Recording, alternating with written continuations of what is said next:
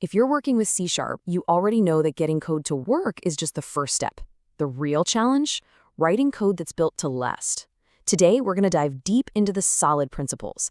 These are the absolute bedrock for writing clean, professional, and super maintainable C# code. You know the feeling, right? We've all been there. You write some code, it works like a charm. But then, you come back a few weeks later to make one tiny change, and the whole thing just crumbles. That, my friends, is what we call brittle code, and it's a huge headache for developers everywhere. So let me ask you, does this sound familiar? You tweak one little line of code, and suddenly you've got 5 new bugs popping up in totally unrelated parts of your application. It is so frustrating, right? And it almost always happens when our code is just too rigid and tangled up. But what if there was a better way to build things? Well, the good news is there is.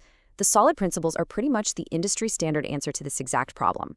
Think of them as your go-to toolkit for crafting code that's adaptable, flexible, and can actually stand the test of time. Okay, so let's get right into the heart of it. SOLID is an acronym, of course. For the next few minutes, we're going to break down each of those 5 letters piece by piece and see exactly how they can completely transform the way you write C# code. First up, we've got the S, and that stands for the Single Responsibility Principle. This one is absolutely fundamental. The idea here is beautifully simple. A class should do one thing, and do it well. It should only have a single reason to change. So picture a user service class.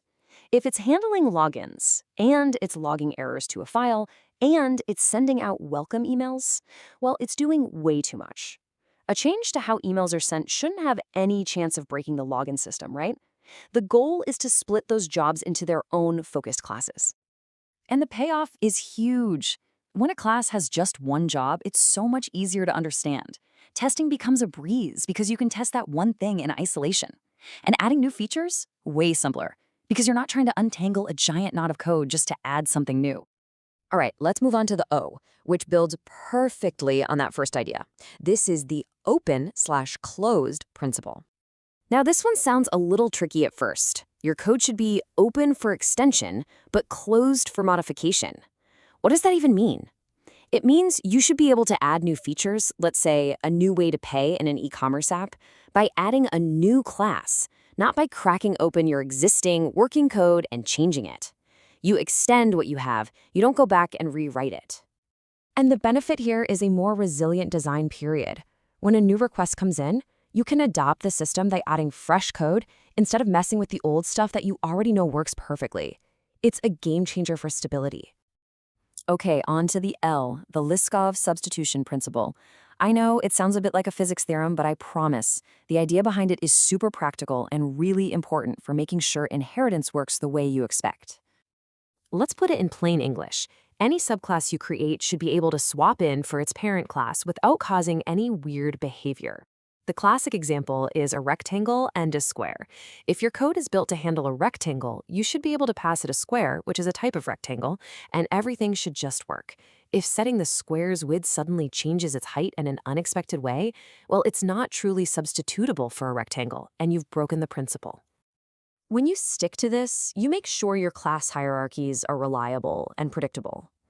It makes things like refactoring so much safer because you can trust that swapping in a subclass isn't going to introduce some bizarre hidden bug down the line.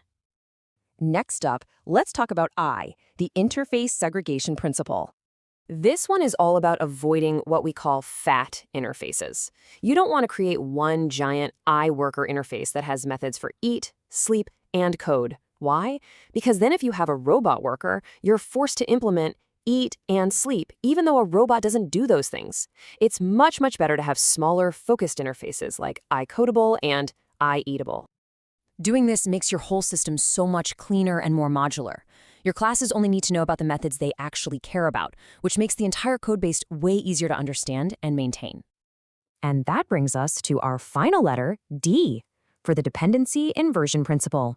This one is a really powerful tool for decoupling your code. This principle is all about flipping your dependencies upside down. Your high-level business logic, like a reporting service, shouldn't be tied directly to a low-level implementation detail like a SQL Server database class. That's way too rigid. Instead, both should depend on an abstraction, like an iDatabase interface. That way, your reporting service doesn't care if the data comes from SQL Server or Oracle, or even a simple text file. The payoff for this is just massive. It completely decouples your components, which makes your system incredibly flexible. But even better, it makes your code so much easier to unit test, because now you can easily swap in a fake database or a mock service for your tests. So we've gone through the whole acronym. We know what the principles are. Now let's zoom out and talk about the big picture benefits and, more importantly, how you can actually start using these ideas in your day-to-day work. When you bring all 5 of these principles together, the results are pretty amazing. You get code that's cleaner and just plain easier to maintain. Unit testing goes from being a chore to a breeze. You can respond to new feature requests way faster, and you dramatically lower the risk of introducing new bugs whenever you make a change. So, how do you get started? Look, it's really about building new habits. Start by looking for big classes you can break down into smaller, more focused ones. Get comfortable using interfaces and abstract classes to allow for future changes. When you're using inheritance, just do a quick sanity check. Can this child class really substitute for its parent? And finally, start creating those small specific interfaces and injecting your dependencies. You know, adopting these principles isn't just about writing better code. It's really about leveling up as a professional developer. It's a mindset shift from just getting things to work to actually engineering software that is robust, scalable, and built to last. And that really brings us to the most important takeaway, which is a direct quote from the material we're covering. These guidelines should be routinely followed by any serious C# developer. This isn't just academic theory. It's about what it means to be a professional who builds high-quality software. Hey, if you found this helpful, please like, share, and drop a comment below. Make sure to follow Global Code Factory on all our social media channels and check out our website at www.globalcodefactory.com. Thanks for watching.